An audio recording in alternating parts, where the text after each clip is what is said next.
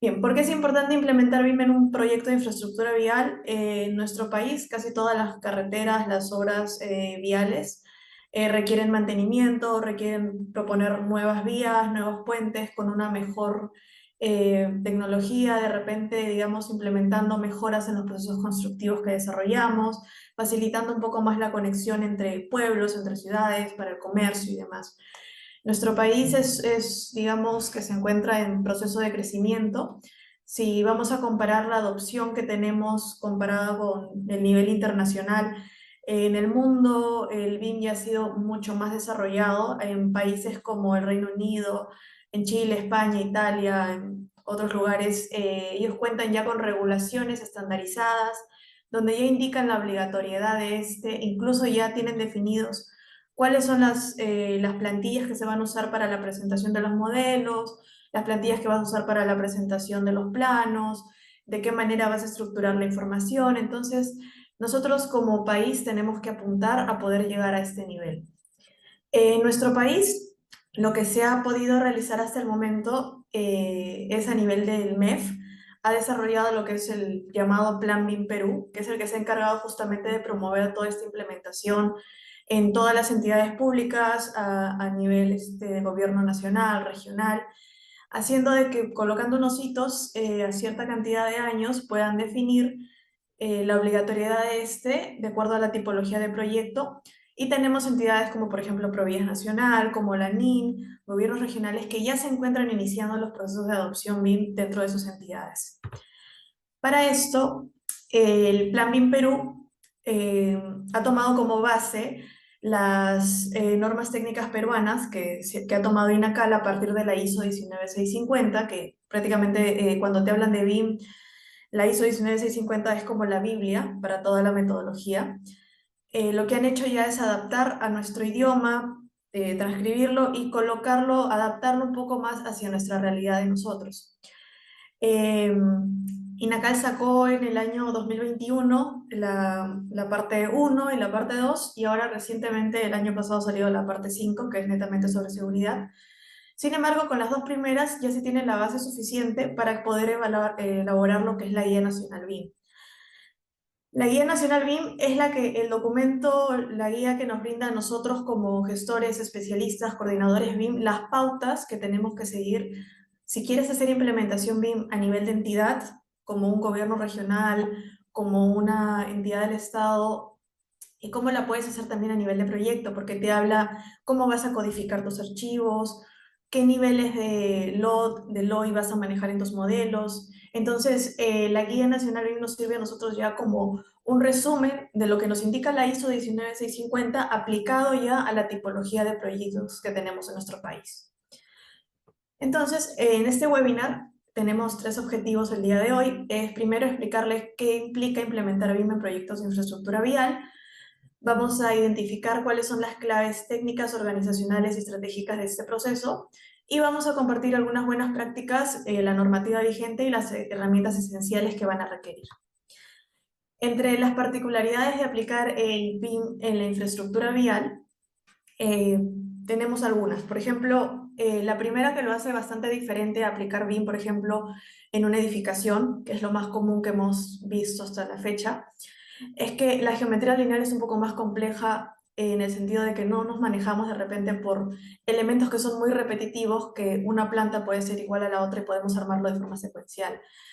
Eh, las, las obras viales, llámense puentes, defensas ribereñas, cualquier tipo de estructura que tengamos, por ejemplo, un muro de suelo reforzado también, cada una tiene una complejidad particular y el modelamiento de poder identificar qué información se debe que colocar no es igual que cuando tenemos una edificación. Nosotros en una carretera normalmente vamos a seccionarla por tramos. En cada tramo podemos tener una situación completamente diferente. Entonces, eso en parte también influye en cómo nosotros vamos a desarrollar el modelo.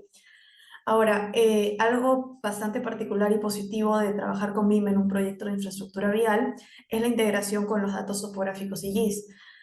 Cuando haces este complemento de cargar el modelo en un sistema integrado GIS donde te permite evaluar temas territoriales, de riesgos ambientales, puedes trabajar, uno, como indica aquí, las coordenadas reales, no solamente locales, y también te va a permitir integrar y darle una utilidad mucho mejor al modelo de lo que normalmente se le da, que es extraer metrados, extraer planos, sino que te permite también trabajar colaborativamente, tomar decisiones, poder prevenir, evitar algún riesgo, mitigar algún posible, digamos, conflicto que te pueda venir más adelante por no haberlo prevenido en etapas tempranas. Luego, necesitamos software especializados. En este caso, por ejemplo, no tenemos solamente una tipología de software, digamos, como Revit, por ejemplo. Dependiendo del tipo de puente que se vaya a hacer, podemos hacer Tecla, podemos usar Revit, podemos usar diferentes tipos de software. Hay familias como la casa de Autodesk, está la casa de Bentley, hay diferentes empresas que tienen diferente variedad de software que van a requerir o que se van a usar de acuerdo a la necesidad que nosotros tengamos al elemento o al tipo de elemento que se va a modelar. La aplicación es muy versátil. Nosotros podemos darle o encontrarle la utilidad para equipos que trabajen en el área de geotecnia, en el área de hidráulica, el equipo vial, estructural, incluso los ambientales también le pueden dar una gran utilidad al modelamiento BIM. Nos facilita a nosotros lo que es la coordinación cuando ya estamos, digamos, en el proceso de que ya se terminó la obra, se tiene un modelo as-built que ya tiene toda la data y te va a permitir hacer el mantenimiento vial una vez que ya se ha finalizado y se ha entregado la puesta en obra. También se puede integrar a sistemas de gestión de activos viales. Estos en este caso se dan más en el exterior, en nuestro país todavía no se ha llegado a este punto, pero la meta es siempre que nosotros aspiremos a eso, a poder llegar con un BIM que nos sirva en el proceso de mantenimiento, porque es en realidad donde más se requiere este uso. Ahora, sobre la normativa y los lineamientos en el Perú, como les comenté, en nuestro país está el Plan BIM Perú, que fue aprobado con el Decreto Supremo número 289 del 2020. En este caso, el Plan Perú es el que se encarga de promover, como hemos visto, en el sector público, organismos internacionales, academias y sector privado, es decir, desde las universidades, hacer ya que todos los ingenieros, arquitectos que salen ya de la universidad tengan ya todos los conocimientos básicos necesarios para que se puedan desenvolver en el campo laboral. Desde ya, cuando salió esto en 2020, ya se tenían como metas. Al 2025, el plan que tiene el Plan BIM Perú es tener la primera versión de la plataforma tecnológica habitante BIM para los sectores priorizados que tengan pilotos BIM, tener ya un marco regulatorio para la aplicación de BIM y ya que esta aplicación sea obligatoria en tipologías seleccionadas en gobierno nacional y gobiernos regionales. Particularmente, casi todas las entidades que trabajamos en proyectos del Estado, ya casi todos lo estamos aplicando, algunos tal vez un poco más que otros o cambiando los criterios, pero ya los avances se están dando. Y la idea es que al 2030 ya sea un uso obligatorio y que ya esté normado y que ya se tengan todos los lineamientos y las pautas para que podamos seguir nosotros un estándar. Como les comenté, la Guía Nacional BIM es para nuestro país como nuestra guía porque es la adopción de la ISO 19650 que se hizo a la normativa técnica peruana y la Guía Nacional BIM lo que hizo fue aterrizarlo a cómo nosotros trabajamos los proyectos, de acuerdo al INVIERTP, en qué proceso va a intervenir y de qué manera, qué documentos vamos a necesitar. Entonces, algo muy importante es revisar, leer bien la Guía Nacional BIM. En esta van a encontrar que indica los niveles de madurez, los roles BIM, lo describe tal cuál es el rol, cuáles son las funciones que tiene que desarrollar. Te indica también una estructura del BEP, qué son las consideraciones que se tienen que tomar en cuenta. Los requisitos del entorno común de datos, te indica temas técnicos, tecnológicos, de permisos, de información de seguridad. También es importante de que todo lo que indica la Guía Nacional BIM no es que sirva para un edificio, no es que sirva para una carretera, es aplicable a cualquier tipología de proyecto que va a implementar BIM y que sea regida bajo el INVIERTP, bajo la normativa peruana, que sea un proyecto de inversión.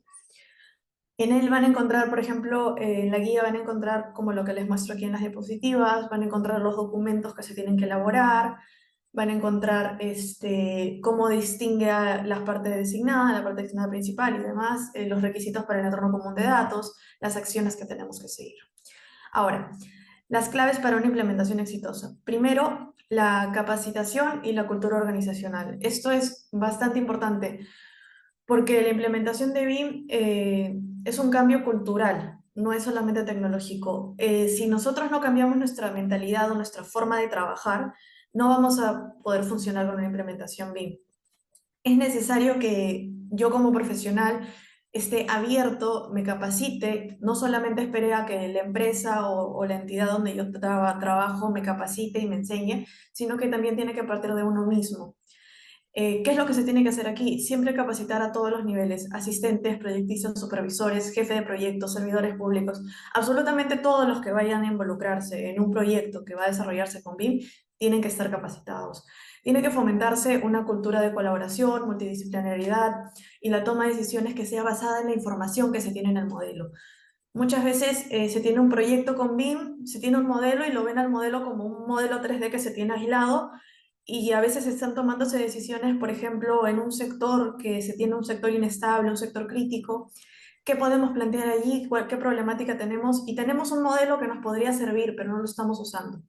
Entonces, hay que tratar de fomentar esta aplicación útil de los modelos que tenemos gracias a la metodología. Y finalmente también incluir formación en normativas, estándares, como les digo, clave es leer y entender bien lo que es la Guía Nacional BIM para que puedan hacer la implementación adecuadamente. Otra clave es la elección adecuada de las herramientas y estándares. No todos los softwares son aplicables para todo. Uno tiene que ver en base a lo que quiere desarrollar, qué tipo de software puede escoger. Los estándares son bastante necesarios. Te sirve uno para ordenarte, para identificar qué es lo que vas a presentar, qué es lo que necesitas presentar y de acuerdo a la utilidad que tengas que darle al modelo, a la aplicación de BIM que vas a usar. Y en este caso, siempre les voy a hacer referencia, hay que usar la Guía Nacional BIM, ver cómo es la estructura de los entregables que esta te indica, qué roles vas a seguir, cómo es toda la organización que se va a hacer. Nos da unas plantillas para el EIR, para la matriz de responsabilidades, para los usos BIM. Es bastante importante que nosotros, cuando vayamos a iniciar una implementación, identifiquemos cómo es que estamos trabajando y de qué manera podemos mejorar. Entonces, la Guía Nacional BIM nos va a dar las herramientas, las pautas de cómo lo debemos avanzar y ya va a depender de nosotros adecuarnos a un nuevo estándar. La elaboración correcta del BEP. Esto es muy importante. A veces piensan que el BEP es un plan de trabajo sencillo, que simplemente agarran el BEP de un proyecto, lo copian y lo pegan para otro proyecto. Y en realidad, cada proyecto tiene sus particularidades. No todos los casos vas a usar el mismo tipo de software porque de repente te conviene mejor usar otro. Y a veces pasa, o sea, por ejemplo, cuando inicias un proyecto, te presentan un BEP o desarrollan un BEP y conforme va avanzando el proyecto te das cuenta que no, mejor, digamos, ¿no? Caso ejemplo, no me conviene tanto usar de repente para este caso el Civil 3D, me conviene más usar el ISTRAM. Para este tramo de carretera de repente voy a usar el Open Roads, ya no voy a usar el ISTRAM. Entonces, depende mucho de cómo tú ves la necesidad de tu proyecto y vas a ir mejorando, vas a ir complementando tu plan de ejecución BIM. Tiene que estar básico, como indico aquí, los objetivos alineados al proyecto, cuáles son los roles y responsabilidades claras que van a tener de acuerdo al equipo que esté involucrado, los requisitos técnicos que vas a tener, el LOT, el LOI, los entregables, el uso de software, en qué formatos vas a exportar, cuál es el peso de archivo que se va a trabajar, cómo vas a sectorizar los elementos, si lo vas a hacer, si tienes una obra vial, lo vas a hacer por tramos, de cuántos kilómetros. Absolutamente todo ello lo tengo que dejar bien claro en el BEP porque es la guía o el plan de trabajo de cómo vamos a armar el modelamiento. Por otro lado, la interoperabilidad y flujos de trabajo colaborativos. En este caso, los proyectos viales son altamente colaborativos porque tenemos interacción no solamente, digamos que es arquitectura y estructuras e instalaciones. En el caso de las obras viales, nosotros tenemos un conjunto de especialidades que se involucran. Vamos a tener especialistas de geotecnia, especialistas de hidrología hidráulica, estructurales, tenemos equipo ambiental, tenemos equipo arqueológico, tenemos que hacer superposición, dónde está la obra, dónde tenemos acá el mapa de las zonas, posibles zonas afectadas arqueológicas, de repente zonas de amortiguamiento por el lado ambiental. Entonces, en el caso de un proyecto vial, es muy importante que nosotros consideremos cómo va a ser este trabajo colaborativo y cómo se va a dar esta interoperabilidad. Esto quiere decir cómo yo me voy a comunicar o cómo voy a llevar mi modelo de tal software al otro software. ¿Cómo voy a poder lograr esa conexión? Entonces, es muy importante que también consideremos esto desde etapas tempranas, definamos, ok, ¿qué plataforma, qué plataforma voy a utilizar? De repente como un entorno común de datos.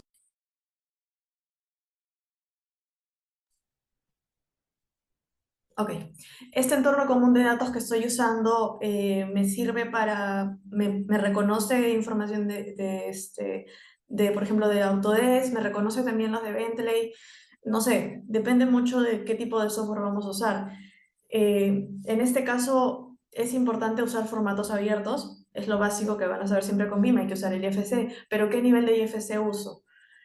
Uso el 4, uso el 2x3, hay que ver de acuerdo al tipo de modelo que voy a tener, tengo que identificar bien. Y todo ello lo tengo que definir en mi web. Como les comento, es algo que durante el desarrollo del proyecto se puede ir modificando, sí, pero es necesario que también yo prevea todo eso al inicio, porque hay algunos temas como económicos, ver qué software voy a adquirir licencia y demás, que se pueden anticipar. Entonces, es importante que se organicen bastante en ese aspecto desde el inicio. Ahora, también en este caso, por ejemplo, en nuestro país, muchas de las empresas aún trabajan de forma aislada por especialidad.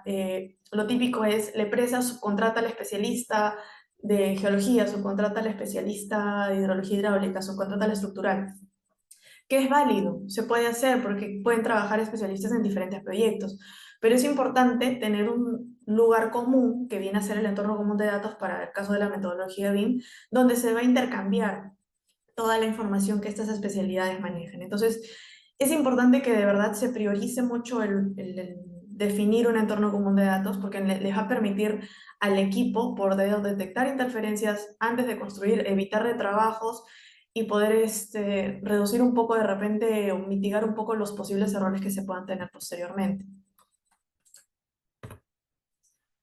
Otro es el control de calidad y trazabilidad de datos. Si el modelo no se revisa ni se valida, se pierde la confianza en su uso. Es verdad, nosotros tenemos que utilizar el modelo y darle la información al modelo para que realmente nos sea útil. A veces pasa que trabajan primero de repente en 2D y luego lo llevan a un 3D.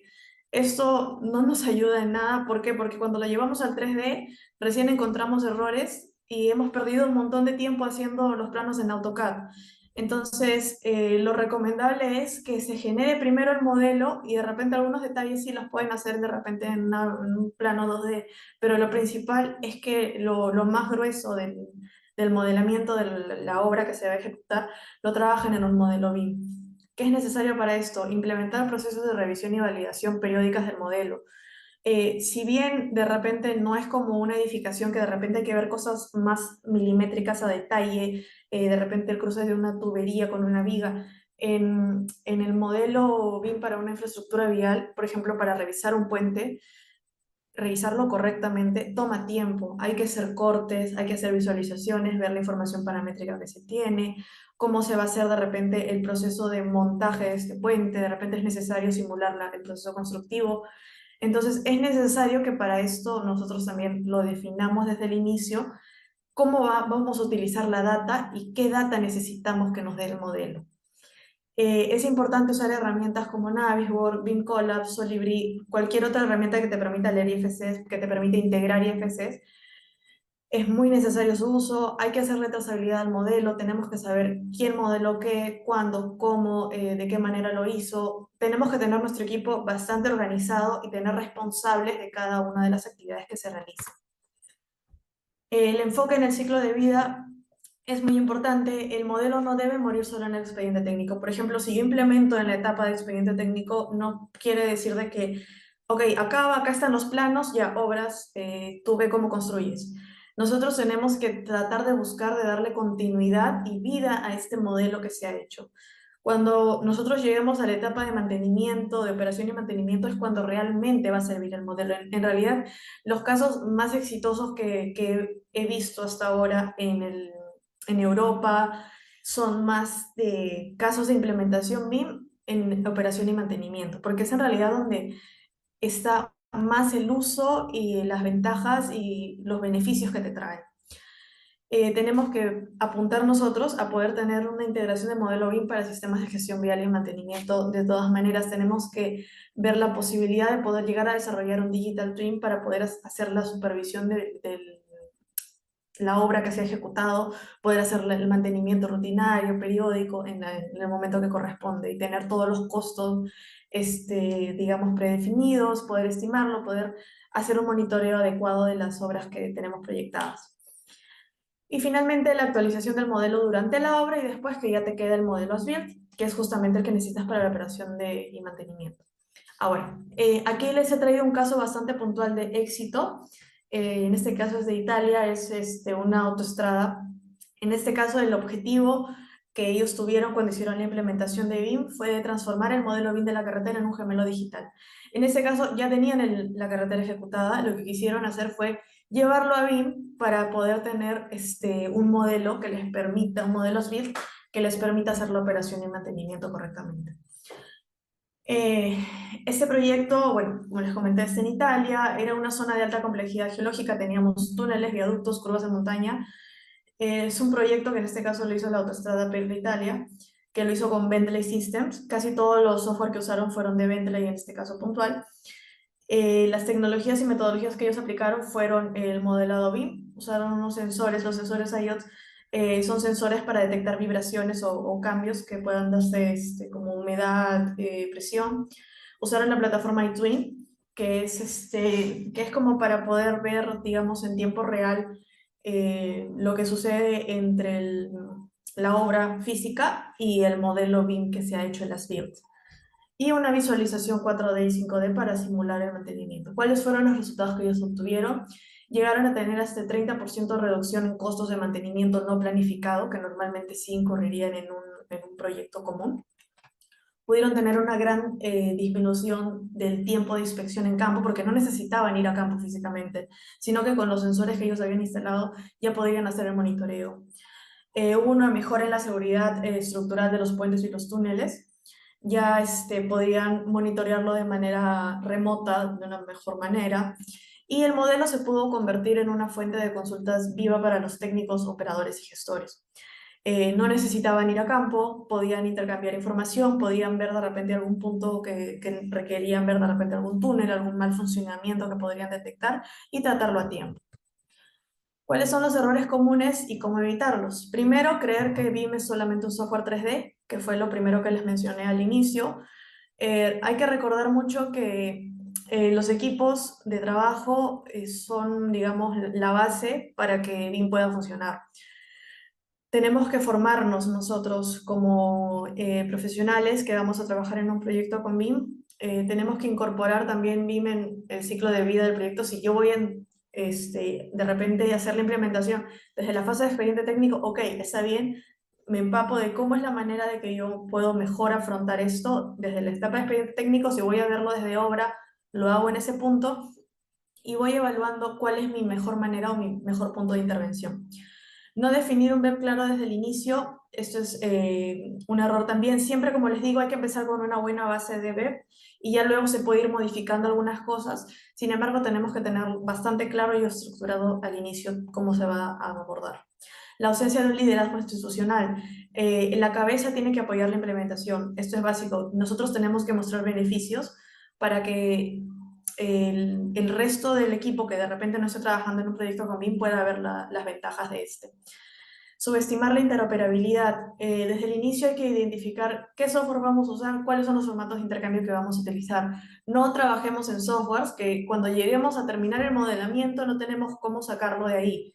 Que de repente no trabaje con un IFC, que de repente exporte mal los IFCs, porque nos ha pasado mucho que trabajan con softwares que el IFC es una limitante más que una ayuda. Y eso es en realidad por el software, no es por el IFC en sí, porque el IFC es un formato abierto que debería funcionar.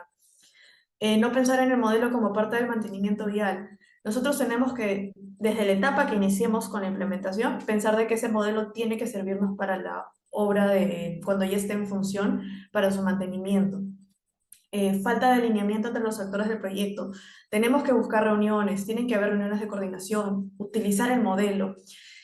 A veces les comento una frase que es más costoso es implementar BIM Más costoso que implementar BIM es hacerlo mal. ¿Por qué? Porque a veces inviertes mucho en implementar la metodología BIM, compras los mejores equipos, compras las licencias de todos los softwares, pero tu equipo no sabe cómo utilizar el modelo, no sabe en qué momento usarlo, no sabe qué ventajas va a tener, y al final tienes que hacer retrabajos, tienes que volver a hacerlo. Entonces, tomen en cuenta mucho esto para que puedan evitarlo. Y finalmente, las conclusiones. Primero, BIM es más que tecnología, es una forma de gestionar mejor nuestros proyectos viales. Trabajar con BIM nos va a implicar a nosotros planificar, colaborar, evaluar una mejora continua, tener un mejor control de avance sobre nuestros proyectos. Nos permite a nosotros tener obras más eficientes y sostenibles, garantiza la seguridad, hace todo más transparente, se puede visualizar, se puede ver el avance rápidamente. Y cuando vayamos avanzando en el ciclo de vida del proyecto es donde vemos más aplicado su potencial. La implementación de BIM en infraestructura vial tiene desafíos únicos, pero también grandes oportunidades. Si bien es bastante complicado y sobre todo en nuestro país es algo que recién se está haciendo, nosotros vemos la gran utilidad que tiene BIM y haciendo la implementación o llevando el modelo BIM a un entorno GIS es bastante útil también. Entonces hay que nosotros encontrar en estos retos que tenemos las oportunidades de mejora como profesionales para poder hacer mejor nuestro trabajo. Si se planifica bien el BIM, su uso, se puede llegar a ahorrar tiempo, dinero, mitigar conflictos técnicos. No empecemos con la mentalidad de que BIM nos va a reducir el costo, porque si no se hace bien y si no se tiene ya una experiencia previa, no te va a suceder eso, porque tienes que hacer de todas maneras una inversión. Entonces, siempre veámoslo como una oportunidad de mejora y que empezando a hacer un proyecto, luego otro, vamos a ir afinando nuestra forma de trabajar. Y finalmente, el cambio ya empezó y el reto es adaptarse, formarse y liderar el proceso. Actualmente, el marco normativo en el Perú ya exige BIM que sea progresivo. Hay entidades públicas como Provías Nacional, como el ANIN, que ya están avanzando. Hay que formarse, colaborar y compartir las experiencias que tenemos para que así nosotros podamos ir mejorando en conjunto.